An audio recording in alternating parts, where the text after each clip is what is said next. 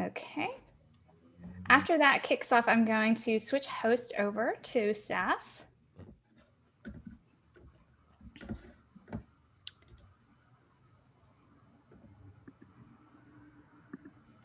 And then he will start the recording bit. Yep.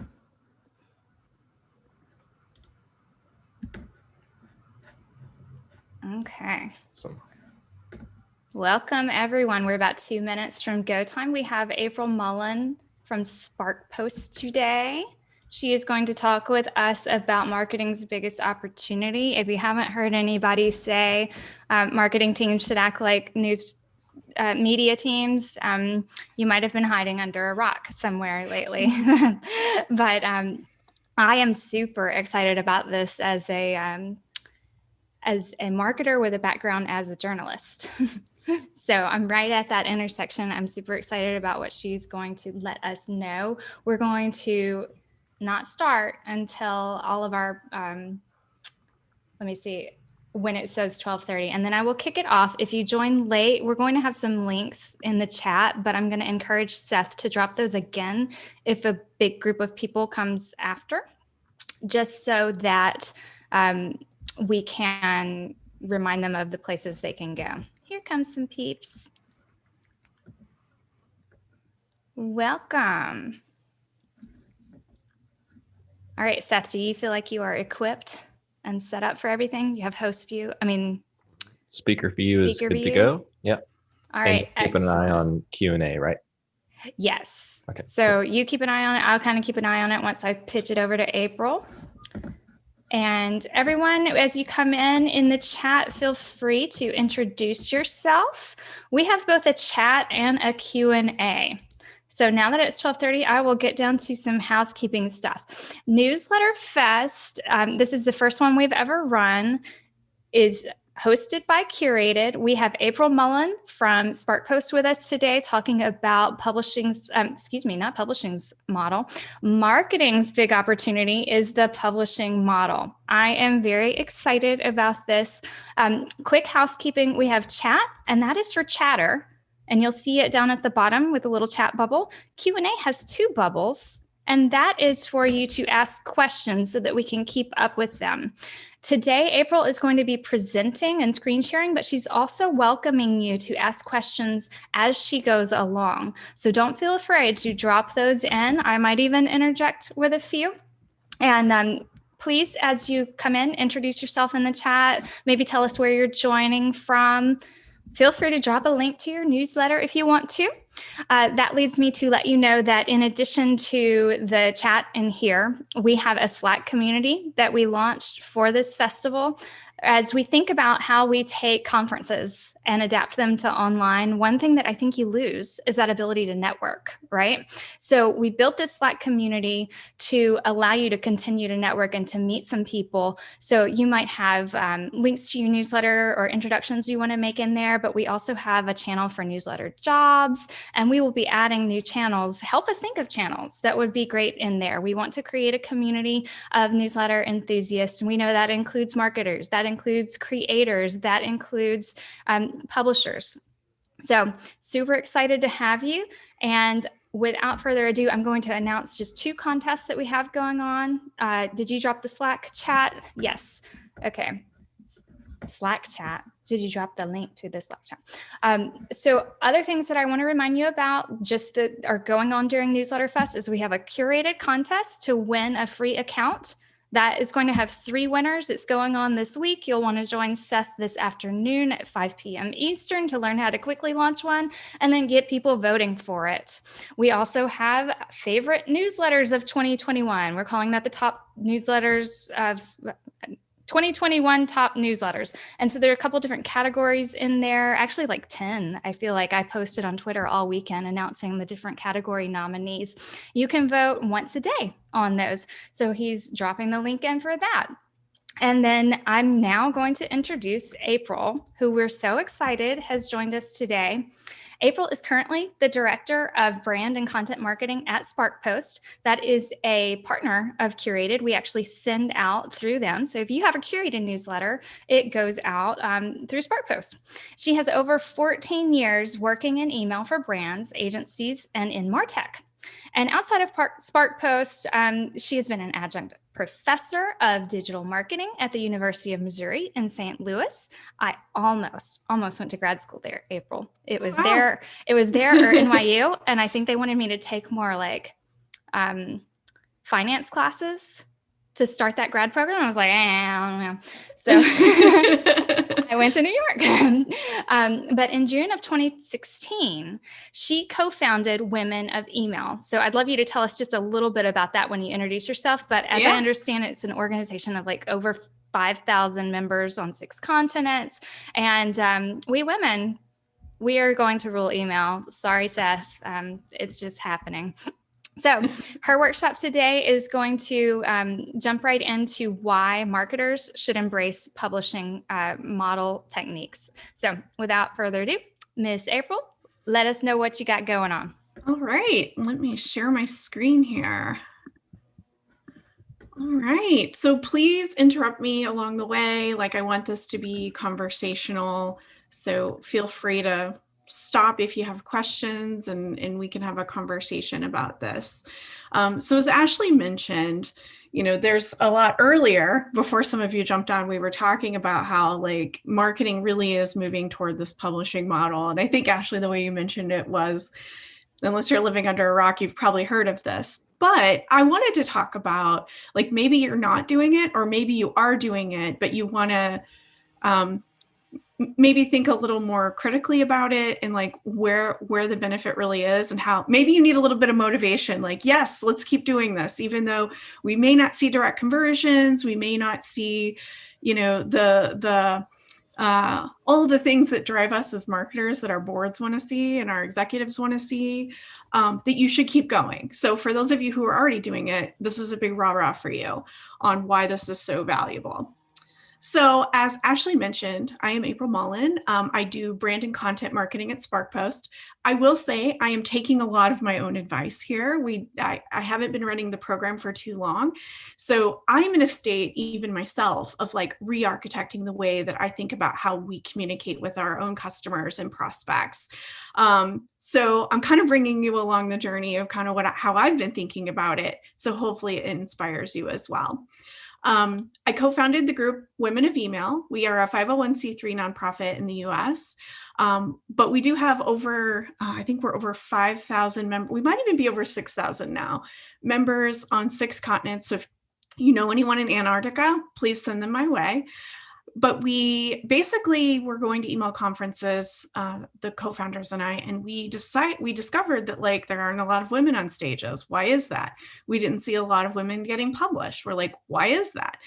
Because some industry research had been done, and we could see that we didn't have the problem that traditional tech does with not having enough women and minorities in the digital, in the tech space. With email, we had like a 49-51% men. So we're almost like half the population. And so we kind of set out to productively solve it. We're like, well, what do we want to do? And actually over an email thread, decided to found Women of Email. Our founding happened over email. So join us if you identify as a woman. We would definitely love to have you join. It's free. And we have a speakers bureau. We have a great thriving community. We don't do email very well just yet. It's really a time thing. But again, taking my own advice here, we are actually launching a new program very soon. But I've been an email geek for a long time, and I've been in the digital space for a long time. And I too, like Ashley, have a background in journalism. I was a news editor for my college paper, thought I wanted to do journalism, and ended up going to the dark side, marketing. But now it's all coming together, so it works out. But I wanted to start with like, what makes a good publishing model? Like, what does it mean to have a publishing model? And it's really the convergence of these 3 things coming together.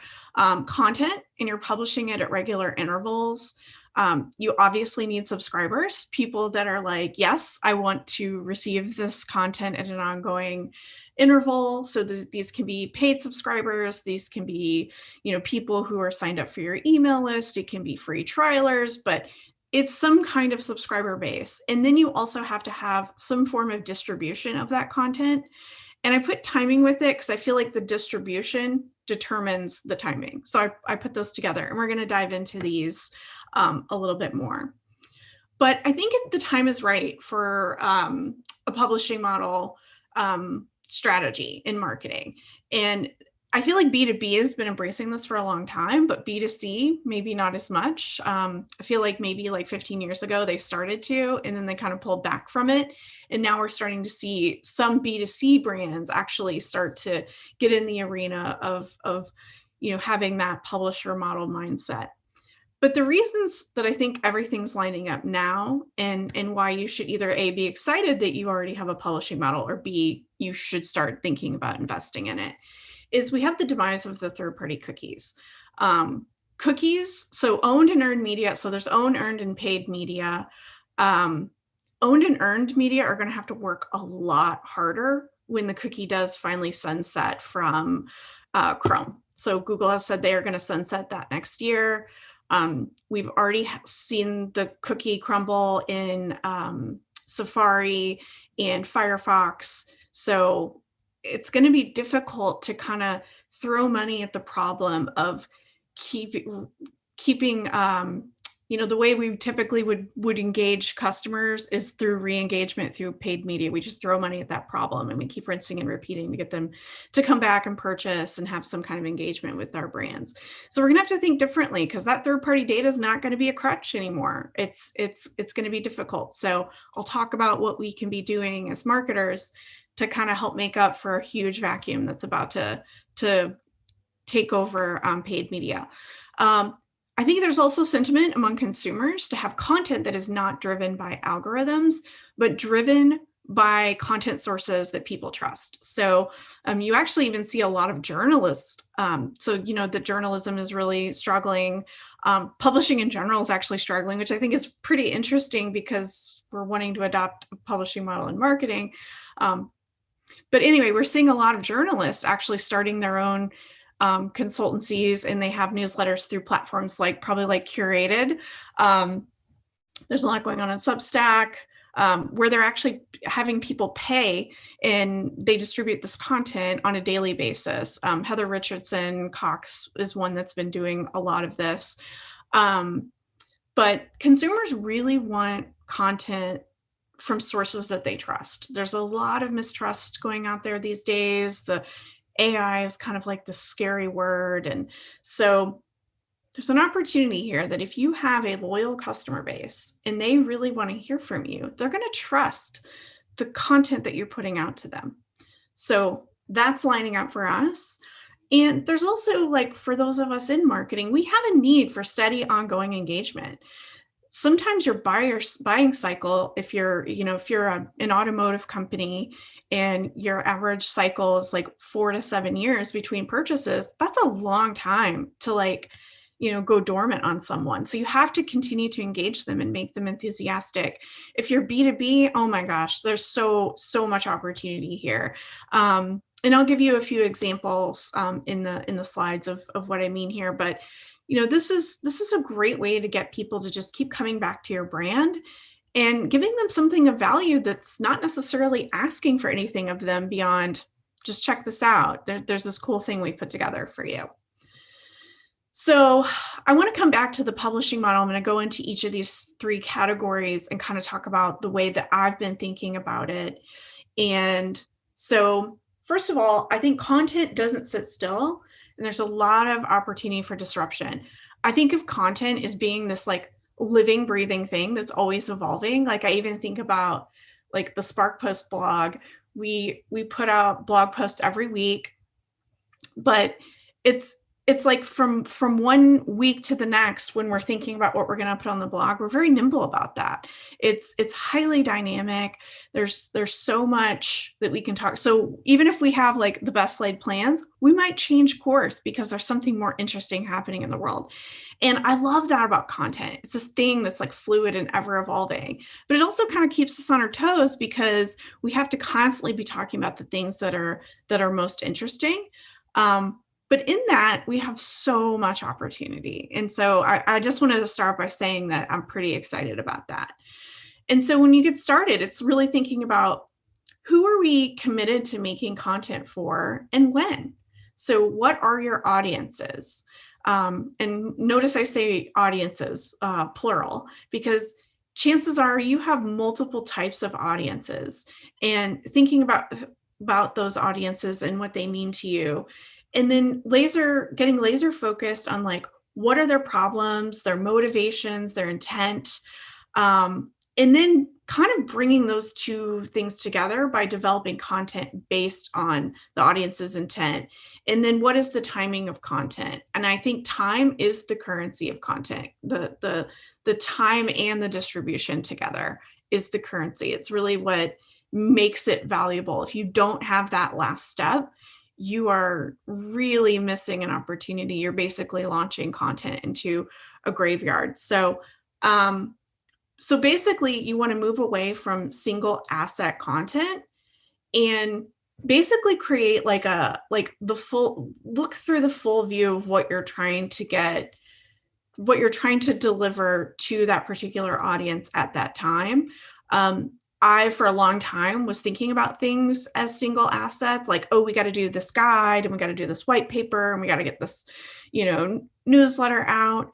But we're now like moving to a model which is not fully executed just yet, but we are starting to blueprint the model of really thinking through like what the next several months and various experiences are going to be for consumers.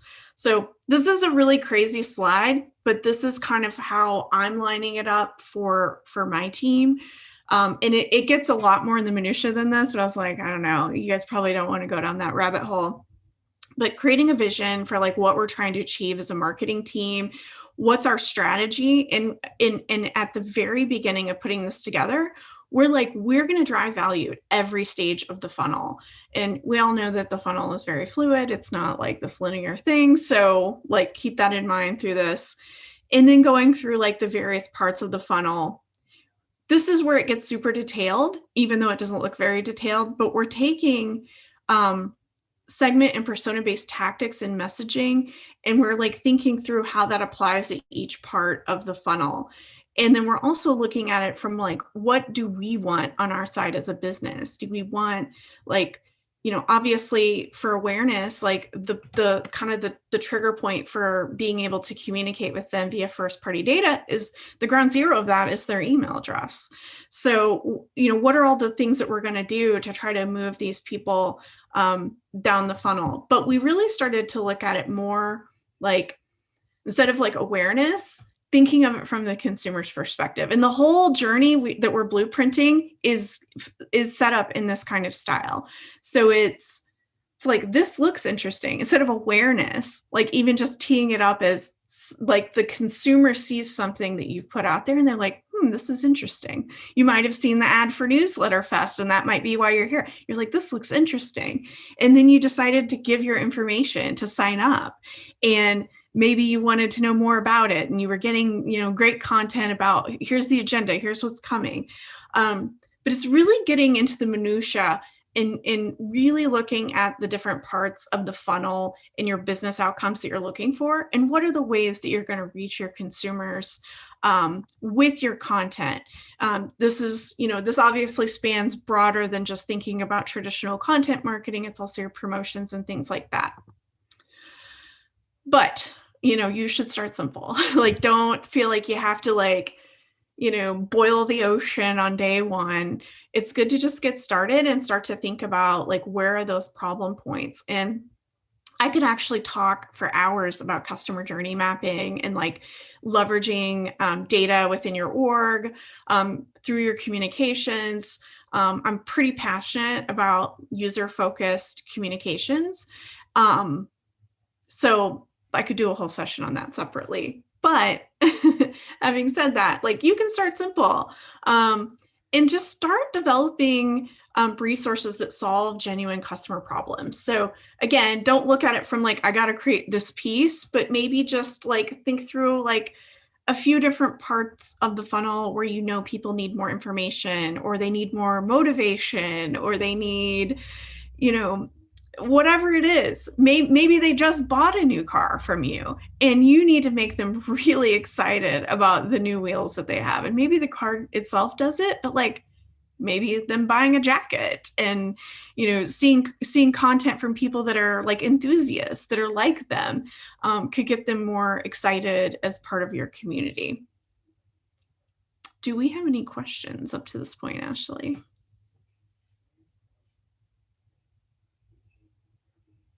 I'm not seeing any. I had to ask Seth to unmute me because I have a leaf blower has visited my backyard. I saw him. I know, he's like going back and forth across. He's making it really challenging. But I would ask the question, and I think you're going to address this, is like to kind of, he's right there right now, address how it's going for Spark Post.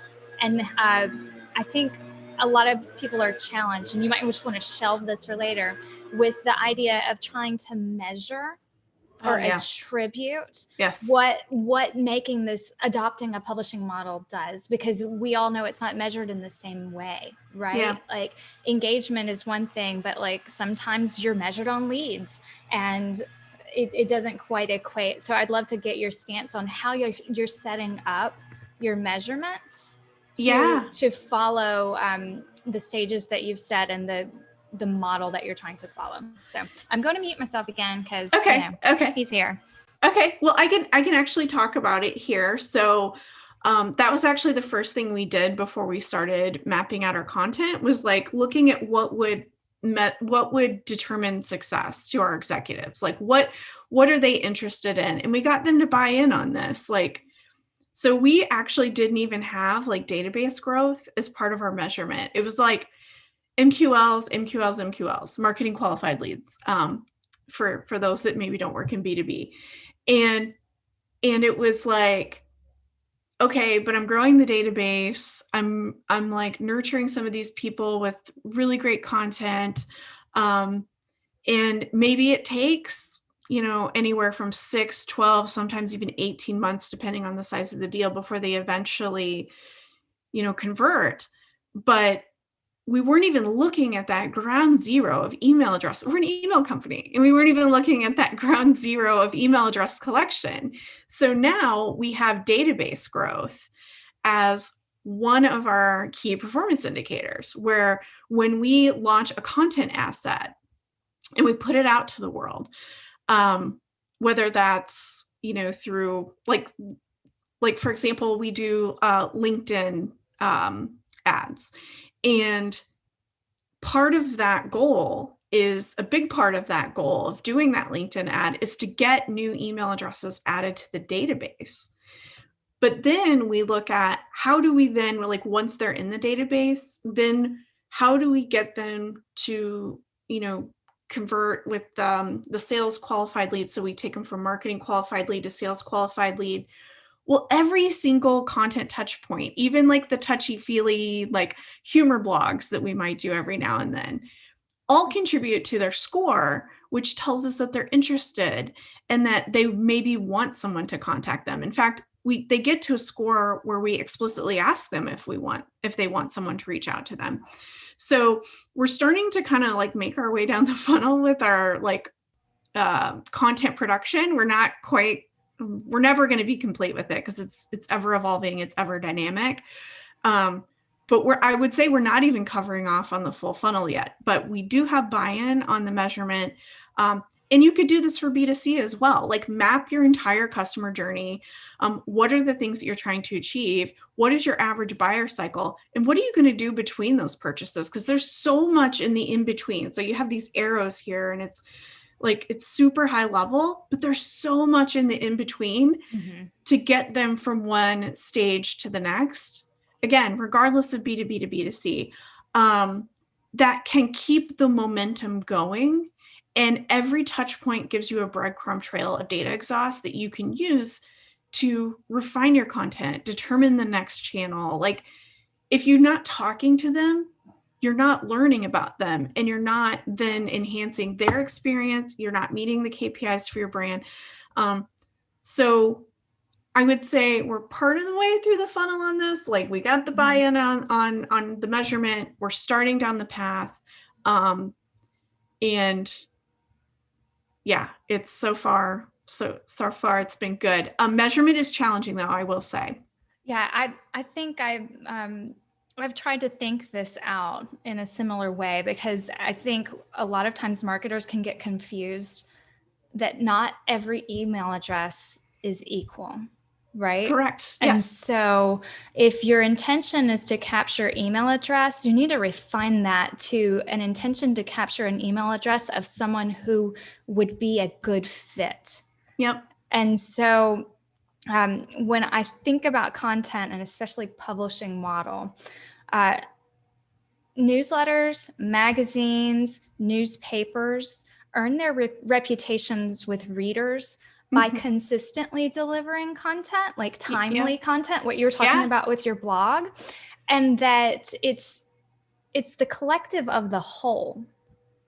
Yep. That is the value, versus like a gated clickbaity kind of ebook that might under-deliver on what you're saying, but captures you an email address of which 1% would actually be a good buyer for you. So I think it's interesting that database growth, like even with Newsletter Fest, database growth is a goal, but I do not intend to take all the emails from this event and start badgering them.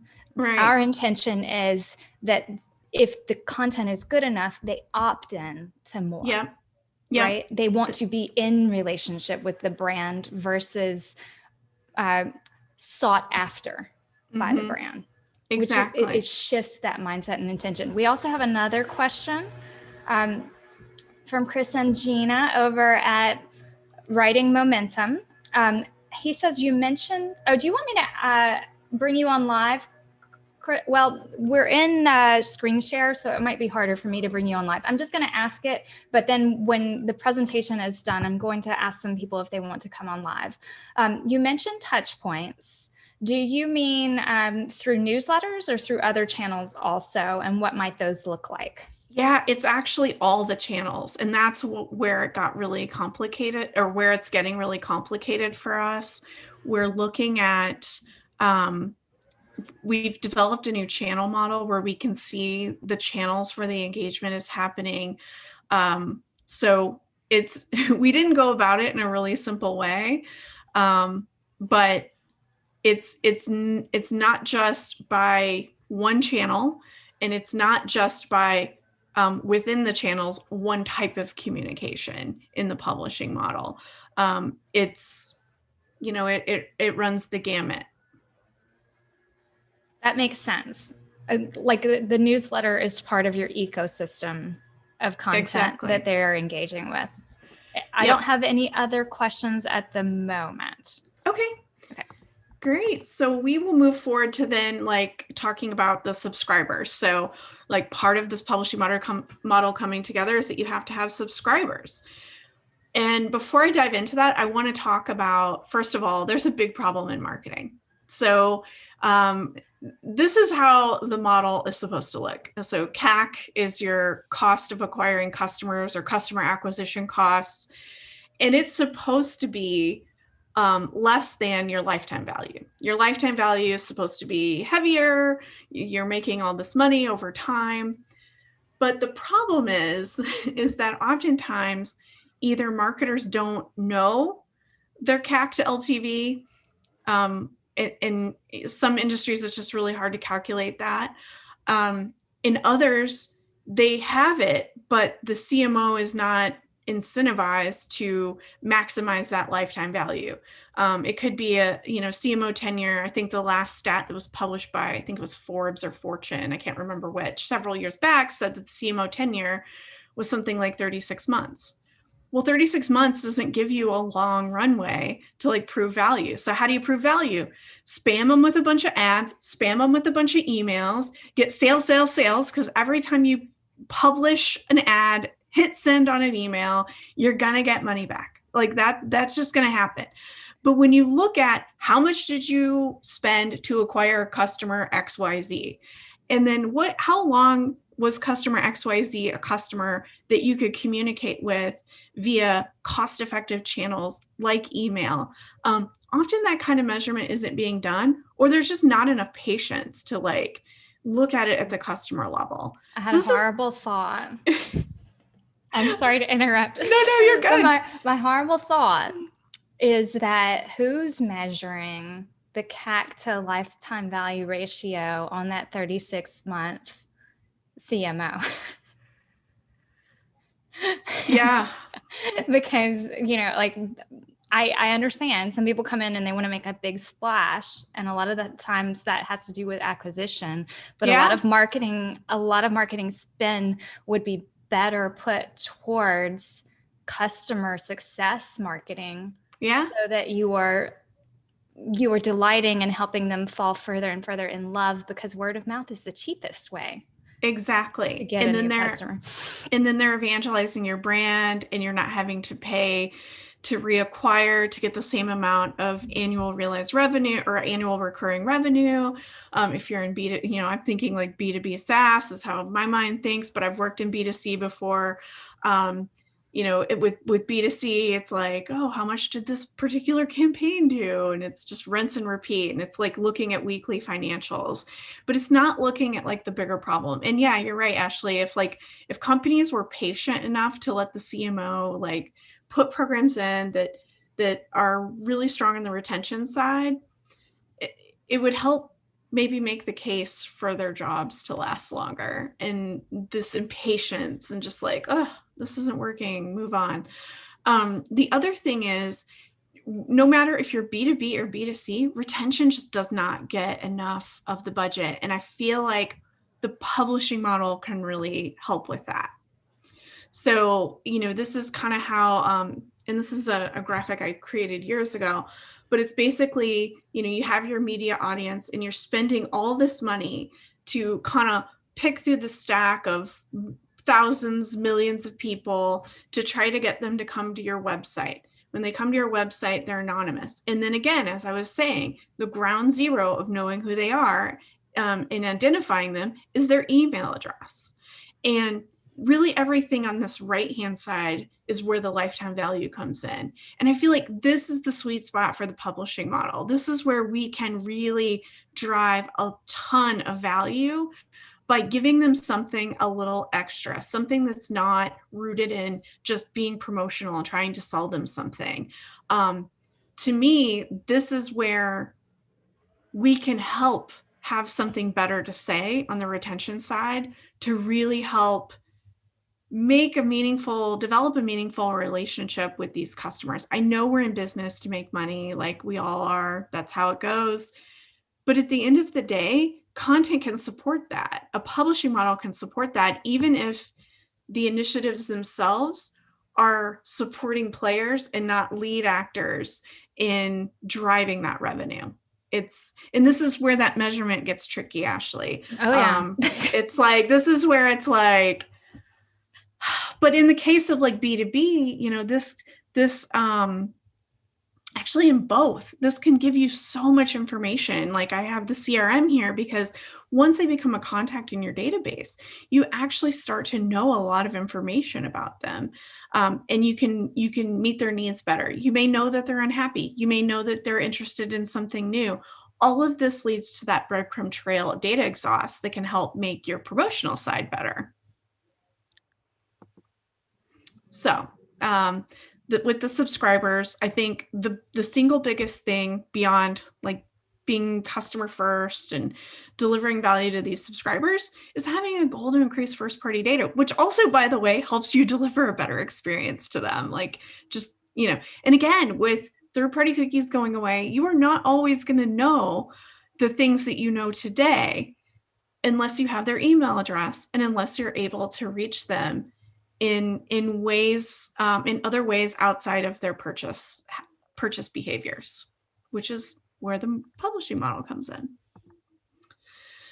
And here's just a couple examples. Obviously, New York Times, it is literally a publishing model, but I love the way they literally have dozens, I think maybe even hundreds of newsletters now, where you can go in and you can sign up for all of these various types of content.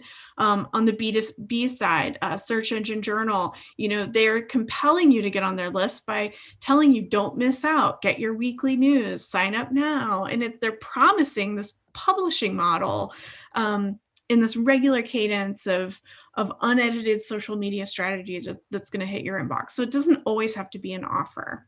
Okay, so I have a few questions from the audience. Yeah. That I'm going to represent right now because we're in screen share mode.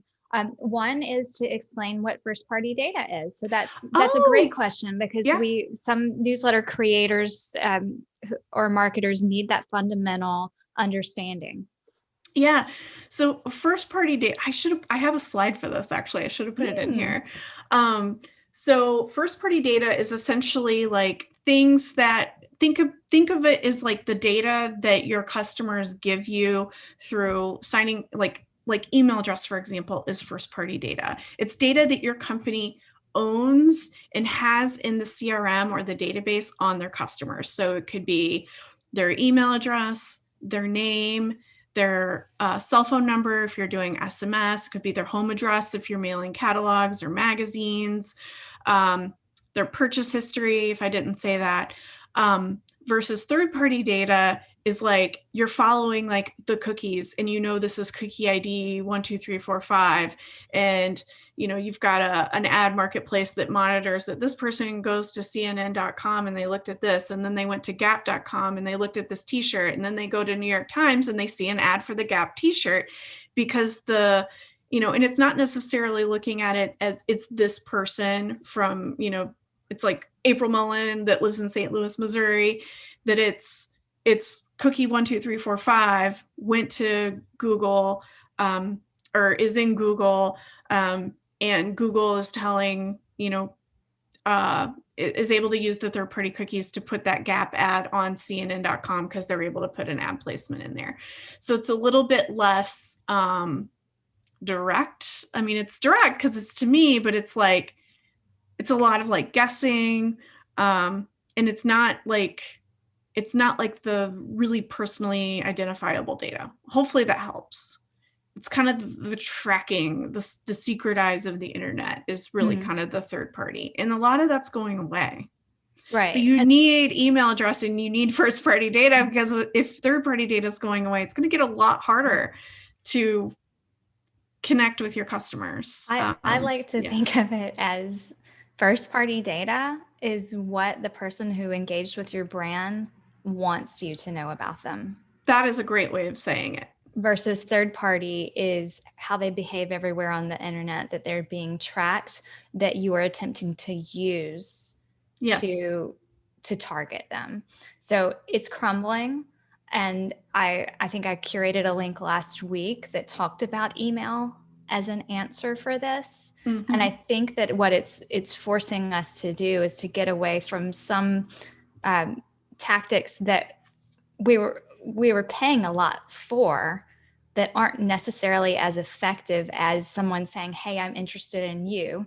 And then you saying, great, here are more things I can provide you. Yeah. So it's a more direct thing. Jenna is asking how, if at all, what do you think differently about this model in the nonprofit sector? Oh, goodness. I think it could be very similar. For you, though, your conversions are going to be things like donations and getting volunteers and event attendance, and whatever else all the things are that you're doing. But I think it's still very similar. In fact, I would say in the nonprofit world, a publishing model is even more important, because you are probably trying to appeal to the kind of softer side of people.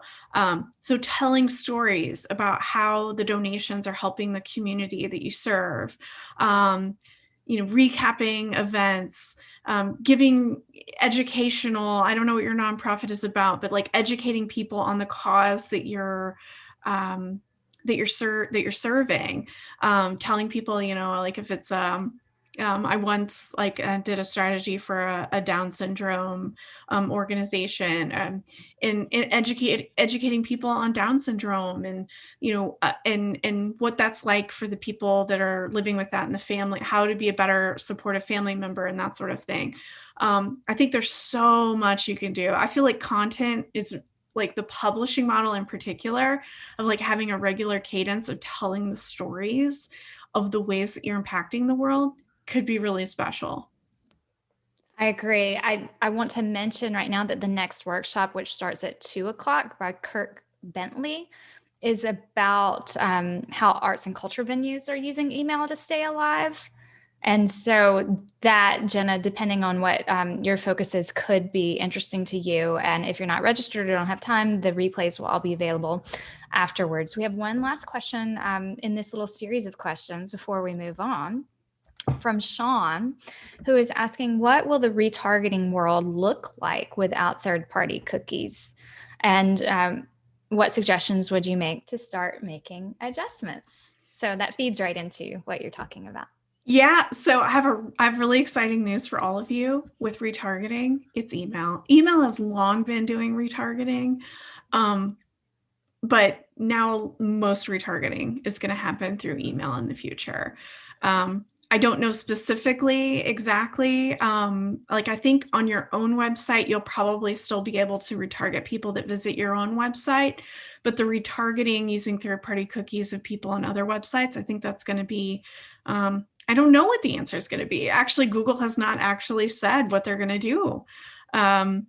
So I can't answer that question. I don't really know for sure, but I do know email will be a trusty way to retarget people. So this is where it's even more important to have something like a publishing model in place, where people will be compelled to give you their data because they want that steady stream of content, and they want to hear from you on a regular basis and not just about things that you're selling. Great. All right. So, and here's an example for B2C, because I know there's probably a mix of people. So Madame LaFleur is a clothing company for women. It targets women who are really busy, but don't want to necessarily visit the dry cleaner and don't have time to shop. And they have this blog called the M-Dash. So not trying to, obviously, I'm sure they're selling things because they're hyperlinking to their store and all that.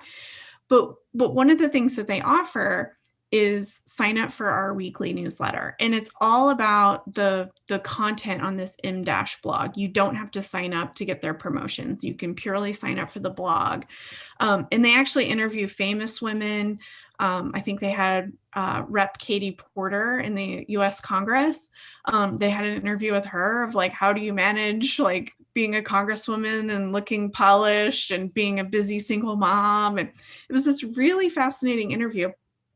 Here they're saying what to wear for your virtual interview, depending on your industry. And this is not the time for mullet dressing, which I thought was kind of funny, but you could never put that kind of personality. Unless I'm thinking of some brands that could, but you could probably not put that kind of personality on a regular product page. So having this really vibrant content, they also send it in a magazine, a print magazine, which is really beautiful, which is kind of interesting. So their emails are really good. And they definitely, every single blog post, they're driving you to sign up for email, a newsletter in particular, since this is Newsletter Fest. But I love this. This company is set up to sell direct to consumer. It's commerce, but they put a lot of emphasis on the other things that they know are important to their customers. But it's kind of adjacent. So it's all career advice, how to dress well, inspiring stories, that sort of thing. I love this. Okay, so then the last part is your distribution and timing, which I actually think this is like probably the part that is the hardest. Well, getting subscribers is pretty hard, but distribution and timing are super, super hard. Like the content part is pretty easy. I mean, I know content is not easy. It's hard. It takes a lot of time to produce, but I feel like we kind of we invest a lot in that. And then we don't think enough about how to drive that email database, getting those subscribers. And then we also don't invest enough in the distribution and timing. So distribution is important because this is where the habit forming starts. This is where your subscribers are going to be like, I love this brand. I love what they have to say. I am living for what they're going to say about this particular thing that's happening in the world.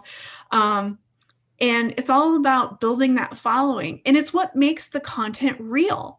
Yes, I said real. Your content isn't really existing to your subscribers until you get to the distribution step. I'm sorry, but being on your website, it's just not going to be enough. People are not going to think, oh, I haven't been to the Curated website in a month and go visit you. No, it's the distribution that gets them to go, this is cool. And then they jump back. Mm-hmm. So the common distribution channels, these are the ones that I most commonly see. Push notifications, obviously the publishing, you get New York Times push alerts, but other, B2C and B2B companies might send you push notifications through your browser, through your mobile apps, if you're using apps with these companies, to say, hey, check this thing. And then you tap through and you might see their updated blog post or new content. Social media, obviously, you'll see a lot of stuff on social media. You'll see things going through paid media. Like I said, we're doing stuff on LinkedIn. So we have LinkedIn ads. We're testing different things, different formats on social media, other social sites.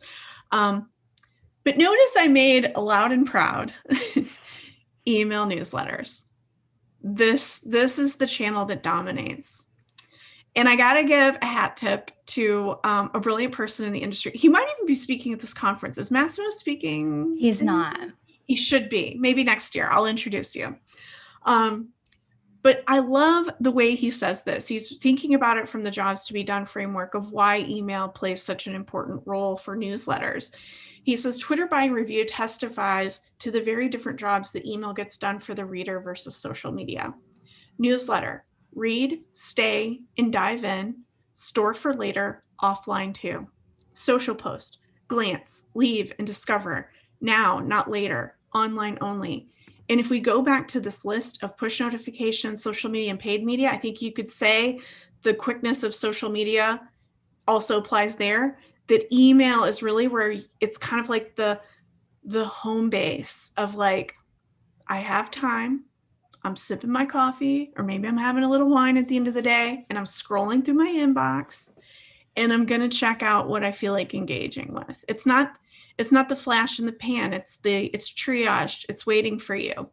So yes, you have to do the other things. I'm not saying that, push and social ads and paid media are not or in social posts are not important. They are. They're all kind of part of that channel mix. But the newsletter is super, super critical. And there's a lot of money in it. First of all, you got Curated putting on this awesome event just focused on newsletters, but there's been a lot of energy in the space with, Facebook is developing a newsletter tool, Twitter acquired Review, Morning Brew, which I think they're on a panel later this week. Ashley, correct me if I'm wrong. They got bought in an all cash deal of $75 million. They are a newsletter. Mm-hmm. A newsletter sold for $75 million.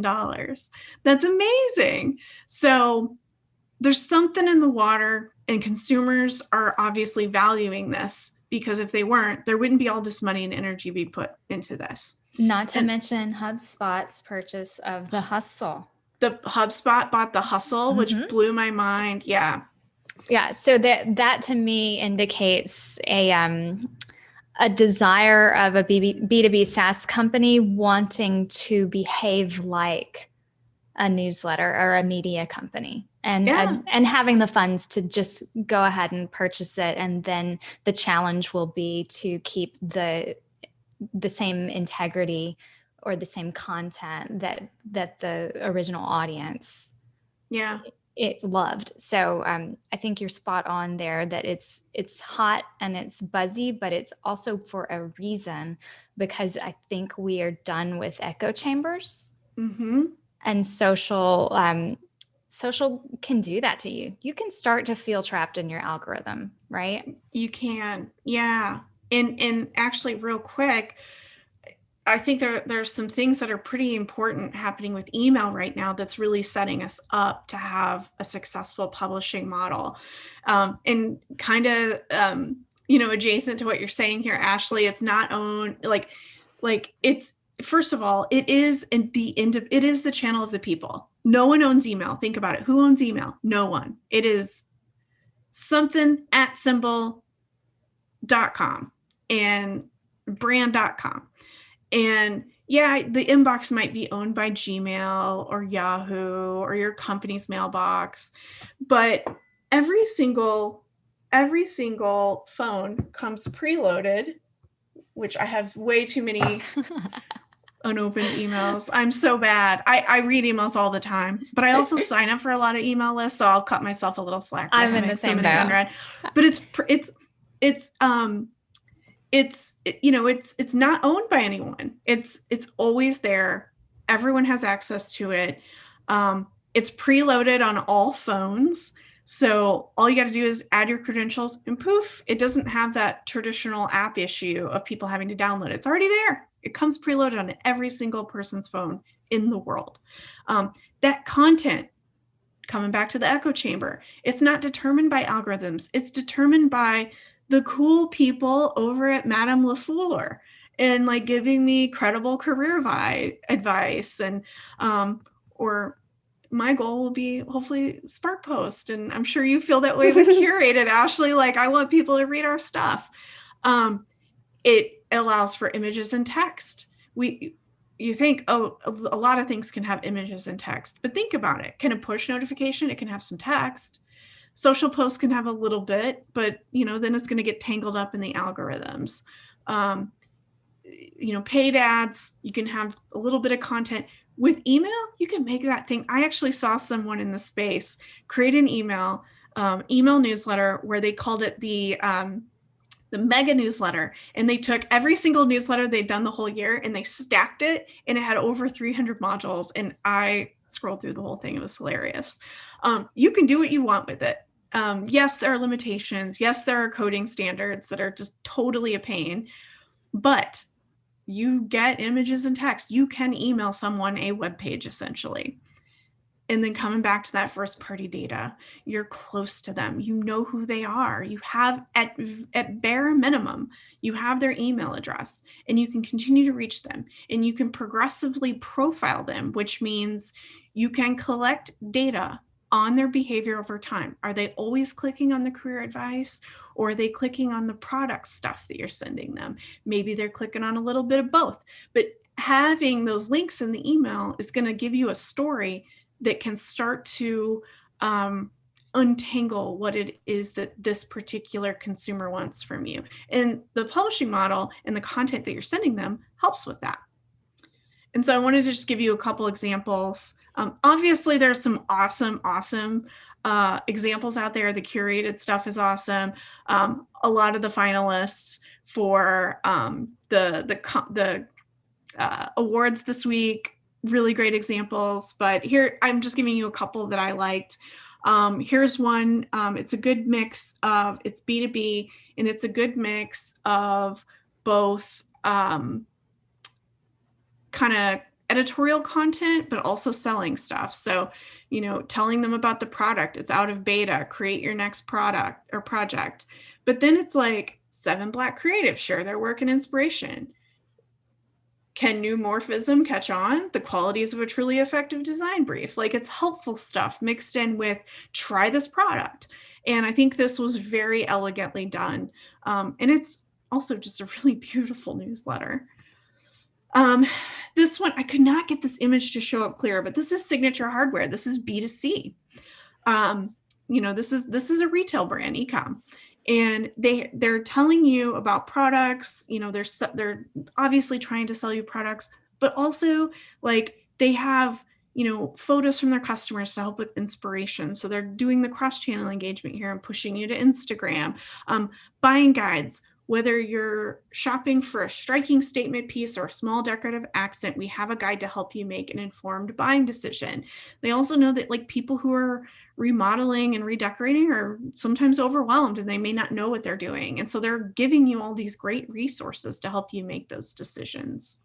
So love this example. And it's a really long email. It keeps going.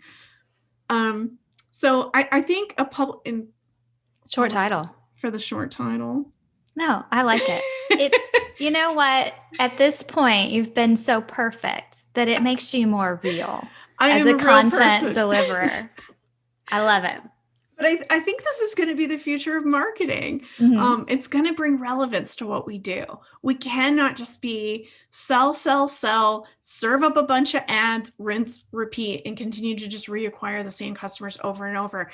The saving grace, I think, for marketing after the crumble of the third-party cookie and with everything that's going on with the algorithms and people tired of echo chambers, I think the newsletter is going to be that glue that really connects consumers to brands. And I know that I'm really kind of putting newsletters on a pedestal here, but there is a reason why they are so popular. So with that, we should chat. Yes. Okay. So I have one question. We're going to, if you'll close out the screen share, yeah. I'll start us off with questions and then people will add them in. We have like 7 minutes before our official time to be done, but we will trickle over if we need to. And so that question is, let me think about it. Percentage wise, what amount of promotional content should be balanced with editorial? Because that's what we're talking about. Publishing is editorial, right? Even if it's curated content and you're adding your commentary. What do you feel like is the good balance? And I know you just showed us the 1 or 2 emails that had both. Where do you land on that? You mean like within a single email? Like within the newsletter itself? Oh gosh, that really depends. But I think it really depends on your business and kind of like B2C, B2B, what your relationship is. Yeah. Yeah. B2B, it should be mostly editorial content, I think. And how to use the product or how it works or, that sort of thing. And even like thought leadership and things like that. B2C, it gets a little tricky because B2C mostly, unless it's like a major purchase, you need like you might be selling t-shirts or something like you need to get sales more frequently in order to generate, a decent amount of revenue per customer. So you might actually have less editorial content, but now that I'm saying that, I don't know, the brands for me as a focus group of 1, the brands that I really enjoy are the ones that actually have more of that softer content that actually makes me want to purchase more than like the hard sell. I mean, everyone loves a discount. So you're always going to have like discount or offer or things like that's just going to happen. But the brands that I really love are selling me on like their values and like, ooh, that is smart. Or that will help me, or that makes me feel good to buy it because you know what I mean? Yeah. So I like to think that you earn the right, especially in B2B and somewhat in B2C, that you can earn the right to be promotional by being extremely helpful with your editorial. So it's kind of the counterbalance to I'm asking you to buy something. And that translates differently for different people because some people might have an all editorial newsletter and then launch a product and do a sales cadence for that product launch or something. And then for B2C, it could end up being that like you're the Gap and Victoria's Secret and you're emailing me every day to show me the products. But until I unsubscribe, I am saying I want to see this. Yep. Right. And so it helps if there's some kind of editorial in there. A friend of mine in Australia said that she subscribes to a newsletter from a local florist who does a daily email, and it's like flower of the day. Oh my gosh. But it's editorial, but also a reminder. Like, so you have to like be that person who wants to see a picture of a flower every day. Yeah. I think of it like subscribing to the Instagram account and making sure you see it, but it's the story through picture delivered in email, yes. Right? Yeah. So it's a very creative way. And I think that part of what makes the editorial model that you're talking about, or the publishing model, exciting is that marketers are taking the very best of publishing, which is writing content that is intended to be consumed and enjoyed and helpful, and then having their brand be associated with it. Yes. They're their own sponsor of that brand, right? So any other question? Oh, I see one. Yay. Okay, I can stop yapping. Betson, I hope that's how you pronounce that. Betson? I want to say son because it sounds swanky, but I don't know. If you could only keep one newsletter in your inbox, which would it be? For personal, I'll give you a personal and I'll give you a business one. Okay. For personal, probably, and maybe this isn't fair because it's like it is actually a publishing company.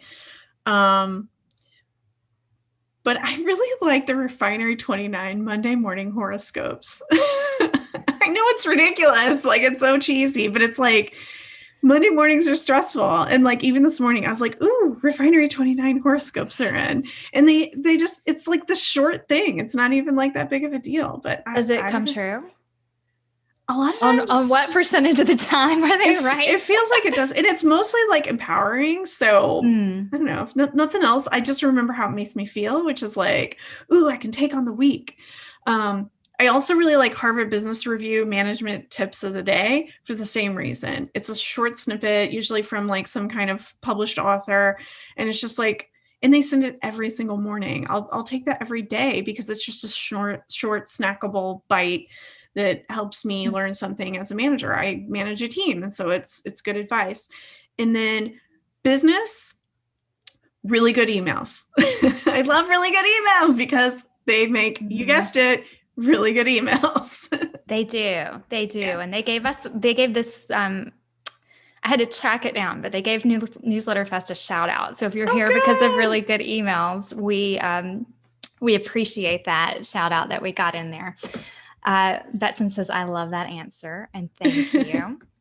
So one reminder, unless we have other questions, is I want everyone to know that we're going to make this available on demand. If you feel like you weren't tuned in at any point and you want to get back into that session, or like go point by point as you map out your customer journey and the funnel and the awareness. I love that you renamed awareness as something real. I feel like in product marketing that needs to be done too a lot because it's so technical. But we do have a session that anyone who came here might be interested in attending on Friday that is called Blurred Lines. And it's a marketers and journalists session where they talk about what they borrow from each other. So it kind of continues this conversation in a way. But anyone who has questions, drop them in because I'm about to end the session. And I want to thank April so much. I think your session was very refreshing.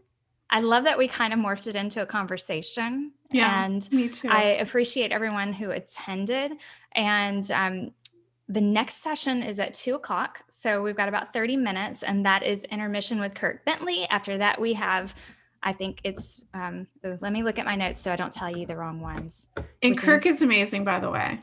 Yay! You know Kirk, he's good. I met him through you. he caught the Newsletter Fest video, and he was like, "I want to come to that." Let's see. Sorry, guys. It's gonna take me a sec. I just don't want to tell them out of order. So I've got Kirk at 2. about arts and culture venues using email.